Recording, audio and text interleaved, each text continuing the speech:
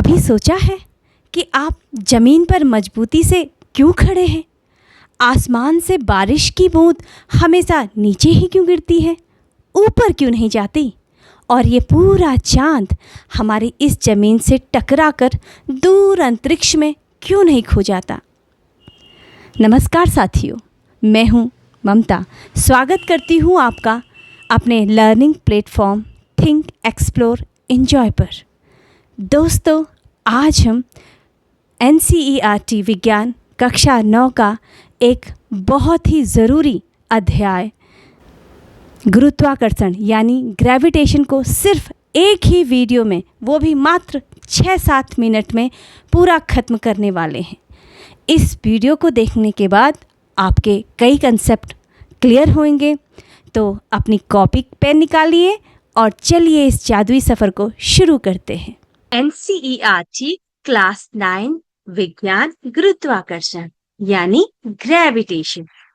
शुरुआत करते हैं एक कहानी से। साल 1665 में न्यूटन के सिर पर एक सेब गिरा तो उन्होंने सोचा कि यह नीचे ही क्यों आया, दाएं बाएं या ऊपर आसमान में क्यों नहीं गया। तब उन्होंने खोज की गुरुत्वाकर्षण बल की। हमारी पृथ्वी के पास एक ऐसी अदृश्य ताकत है जिससे वह हर चीज को अपने केंद्र की तरफ खींचती है। सिर्फ पृथ्वी ही नहीं, ब्रह्मांड की हर एक वस्तु दूसरी वस्तु को अपनी तरफ खींच रही है। इसे ही गुरुत्वाकर्षण कहते हैं। अर्थात एक अदृश्य खिंचाव बल गुरुत्वाकर्षण बल कहलाता है, जिसकी खोज सर आइजैक न्यूटन ने की थी।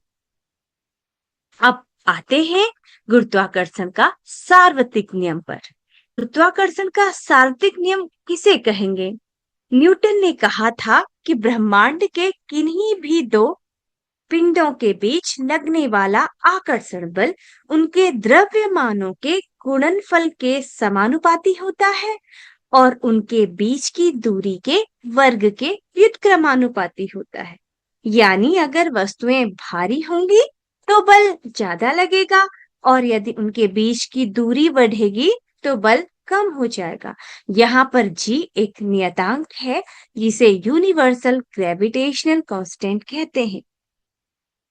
इसका मान हमेशा 6.67 इंटू 10⁻⁻11 न्यूटन मीटर स्क्वायर प्रति किलोग्राम स्क्वायर रहता है।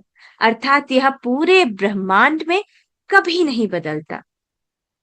अब बात करते हैं मुक्त पतन और गुरुत्वीय त्वरण की। जब कोई चीज केवल गुरुत्वाकर्षण के कारण ऊपर से नीचे की ओर गिरती है तो उसे मुक्त पतन कहते। जब चीज नीचे गिरती है तो उसकी स्पीड लगातार बढ़ती है, जिससे उसमें एक त्वरण एक्सेलरेशन पैदा होता है। इसे हम छोटा जी एक्सेलरेशन ड्यू टू ग्रेविटी कहते हैं। पृथ्वी पर इसका मान 9.8 मीटर प्रति सेकंड स्क्वायर होता है। याद रखिए, परीक्षा में पूछा जाता है बड़ा जी और छोटा जी में क्या अंतर है। बड़ा जी अर्थात जो हमने पहले पढ़ा सार्वत्रिक गुरुत्वाकर्षण का नियतांक और छोटा जी गुरुत्वीय त्वरण कहलाता है। ये छोटा जी जो है इसका मान अलग अलग ग्रह और जगहों पर बदल जाता है। जैसे चंद्रमा पर पृथ्वी का बस 1/6 हिस्सा ही रह जाता है। अब बात करेंगे द्रव्यमान और भार की। बच्चों, लोग द्रव्यमान और भार को एक ही समझ लेते, लेकिन विज्ञान में ये दोनों बहुत अलग अलग हैं। द्रव्यमान किसी वस्तु में मौजूद पदार्थ की कुल मात्रा है। यह दुनिया के किसी भी कोने में चले जाओ, कभी नहीं बदलता। इसका मात्रक किलोग्राम है। और भार, यह वह बल है जिससे पृथ्वी किसी वस्तु को अपनी तरफ खींचती है। इसका फॉर्मूला W=m×G होता है, क्योंकि G का मान बदलता रहता है, इसलिए आपका भार भी बदल सकता है। उदाहरण के लिए अगर आपका वजन पृथ्वी पर 60 किलोग्राम है, तो चंद्रमा पर गुरुत्वाकर्षण 6 गुना कम होने के कारण आपका भार सिर्फ 10 किलोग्राम महसूस होगा। जैसा कि पहले भी कहा कि चंद्रमा पर गुरुत्वाकर्षण पृथ्वी का सिर्फ 1/6 भाग है। अगर चंद्रमा पर आपका भार 10 किलोग्राम है, तो पृथ्वी पर 6 गुना अधिक यानी कि 60 किलोग्राम होगा। और इसका अगर हम रिवर्स कहें, तो यदि पृथ्वी पर 60 न्यूटन का भार है, तो चंद्रमा पर सिर्फ 10 न्यूटन रह जाएगा। अब बात करते हैं उत्प्लावन बल यानी कि बायोंट फोर्स की। जब हम किसी भारी चीज को पानी में डालते हैं, तो पानी नीचे से ऊपर की तरफ को एक बल लगाता है। इस ऊपर की तरफ लगने वाले बल को उत्प्लावन बल कहते हैं। इसी वजह से पानी में चीजें हल्की लगती है। अब हम इसके लिए जानते हैं बहुत महत्वपूर्ण आर्किमिडीज का सिद्धांत।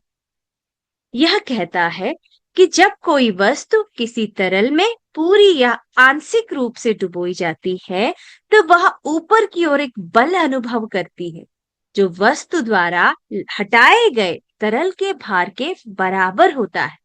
इसी सिद्धांत के कारण लोहे का छोटा सा जहाज पानी में डूबता नहीं, जबकि छोटी सी कील पानी में डूब जाती है, क्योंकि कील द्वारा हटाया गया पानी उसके वजन से कम होता है।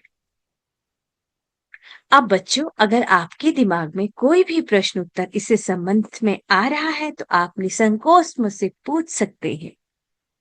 आपने बहुत ध्यान से बातें सुनी, आपका बहुत बहुत धन्यवाद।